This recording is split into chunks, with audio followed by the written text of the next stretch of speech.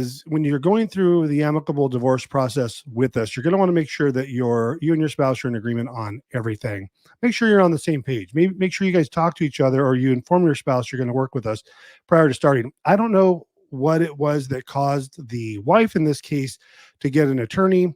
Maybe husband wasn't speaking to her, or they weren't having good conversations, or they weren't amicable. But what happened here was we started their case. We drafted everything, settlement agreement, everything. They didn't end up signing it. And the next thing I know, they had attorneys, and I didn't hear from them for a while. Then today I had, I saw an approval on a settlement agreement come through the e-file system for LA County. And it was these clients that I hadn't heard from in a few months.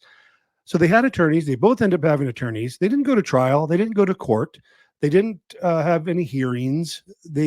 I read through the settlement agreement, which was exactly the same settlement agreement that I had drafted, agreed on everything, each keeping their own assets and debts, no alimony, no spouse support, no child support, again, joint legal and physical. And they're all keeping their own pensions. So what was the issue that made them have to get an attorney? They had the exact same settlement agreement. And I say, look, they each had spent $10,000 each on their attorneys.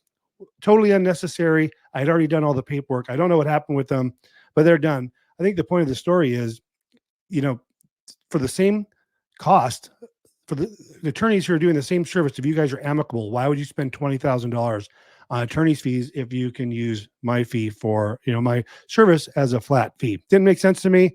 I mean, they're divorced, but they spent a ton of money unnecessarily. Sometimes it's just the drama between the parties that they want to fight. And guess what? If you want to fight, go right ahead. It's going to cost you money with attorneys.